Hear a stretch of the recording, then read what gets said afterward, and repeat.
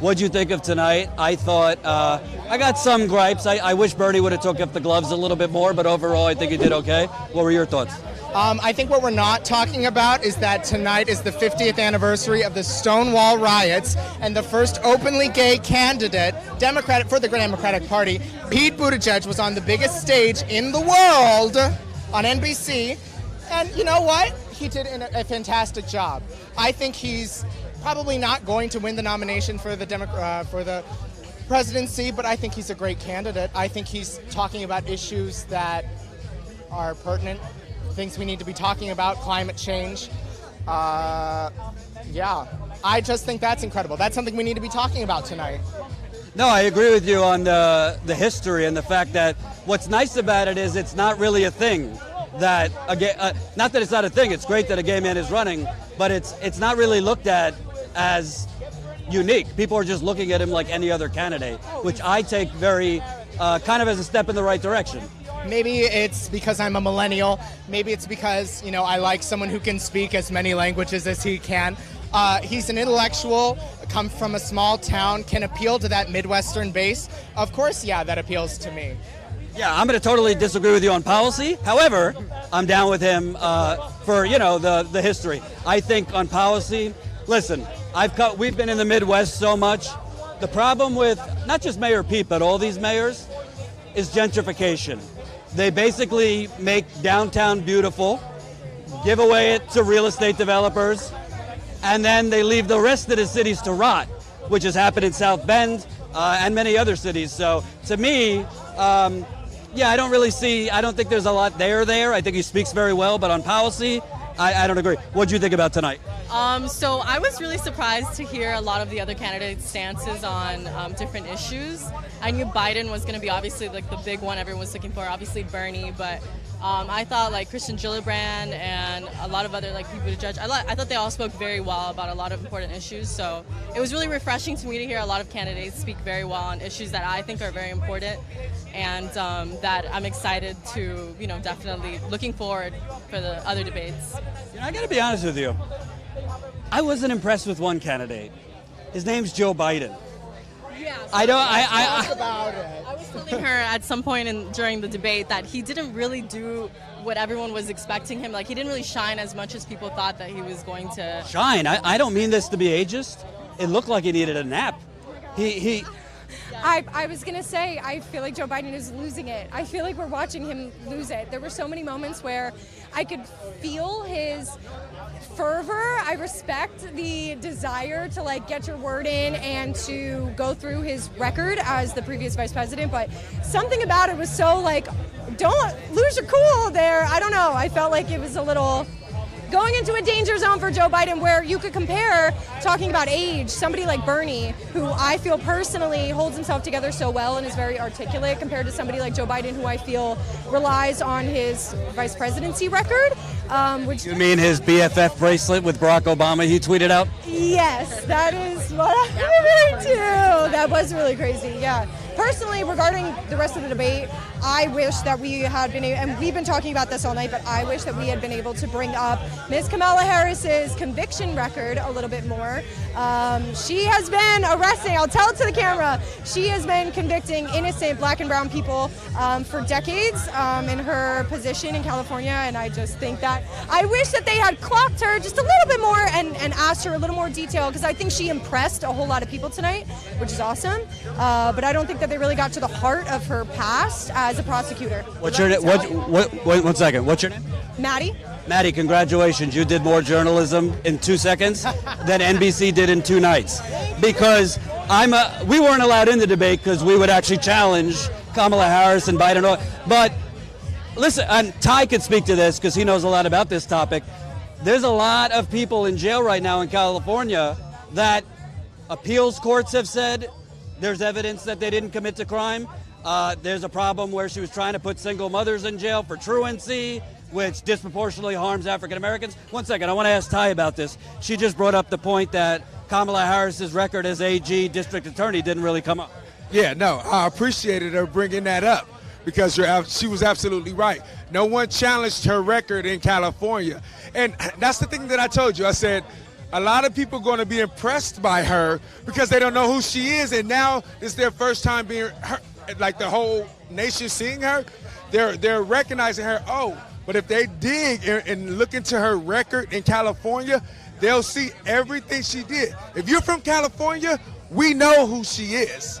And so people in California ain't for her if you know about her politics, because the majority of people, black people, or people, Hispanic people that have family that had to be in the criminal justice system, know exactly who she is and what she stood for. And coming off of that for a second, one thing I had a big problem with, I don't want to hear from Kirsten Gillibrand about money in politics and the toxic system. Kirsten Gillibrand has taken, other than Chuck Schumer, more money from Wall Street than any other senator, well, Hillary Clinton, if you want to count her.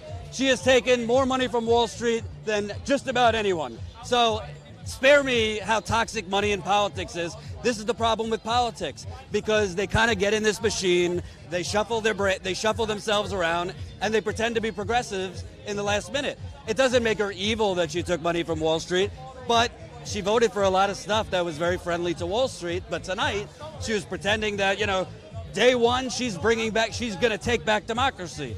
You have Eric Stolwell talking about passing the torch. He just kept saying this on repeat, but he had nothing else to say. What are your thoughts on what the things I just said? And let me tell you, Kirsten Gillibrand, for someone who not necessarily knew a lot about her coming into this debate, I thought it was a great introduction to her as a candidate. I do disagree with you about Joe Biden not shining. I thought his forehead was shining from all the sweat that Kamala Harris was giving him. I mean, she really came for his neck and the Obama administration. And I think that set her apart from a lot of the candidates. No, I agree with you. Honestly, I don't think Bernie could have effectively gone after him like she could. I mean, what she said about her being bussed in was very powerful. I have problems with her policies, but you can't make it. I mean, it was viral, no doubt about it.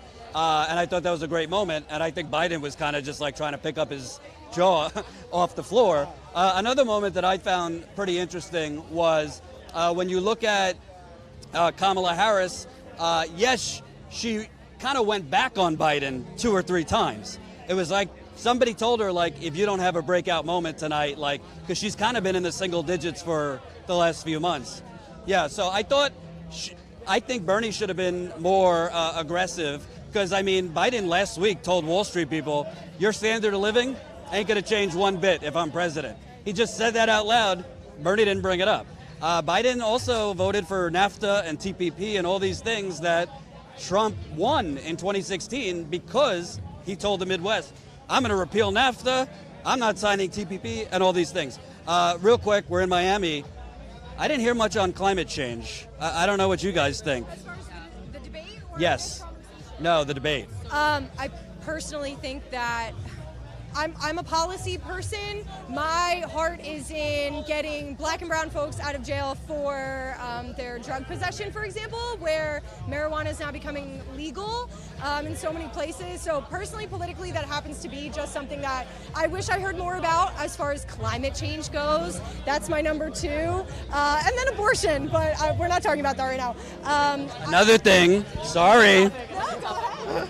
In 1974, Joe Biden said, I do not believe a woman is the sole person to decide about her body. I'm paraphrasing, but in 1974, he did say a woman is not the only person that should decide about her body. This did not come up tonight. I don't really care that it was in the 1970s. He was 30-something years old. You kind of know right from wrong. And he said that in the 1970s, so I think that's important when it comes to the abortion discussion. I agree. That's an issue that's huge for me personally. I could never put my vote down for a candidate that doesn't believe that a woman has the right I take it very personally, because who is anybody, especially somebody who doesn't have the capability to be pregnant, who can tell me that I don't have the wherewithal to make decisions about my own body?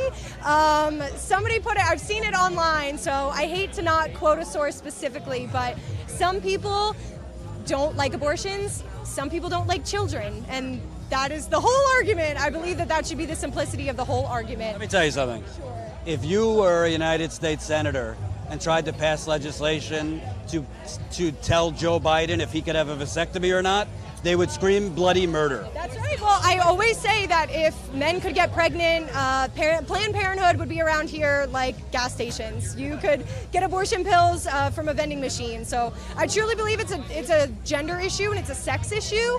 And it's been this way in politics for as long as any of us can remember. Women have just always kind of been seen as subordinate and without the knowledge and, like I said, the wherewithal to be able to know what's best for their own bodies, their future, and their families. So, what are your thoughts on? I need to change the battery. You want to wrap it up like that? Because I got to change the battery. Okay, yeah. So we actually have spoken a lot about the whole abortion issue and reproductive rights and all of this. So I think she articulated very well what my stance is on it as well. It's a very gender issue in my point of view as well. It's not about what people should get to tell us what to do with our bodies, because it's not only our bodies, but it's our opportunity to either have children at that stage or have the opportunity to do other things with our lives. It's also a race issue because they're trying to close down.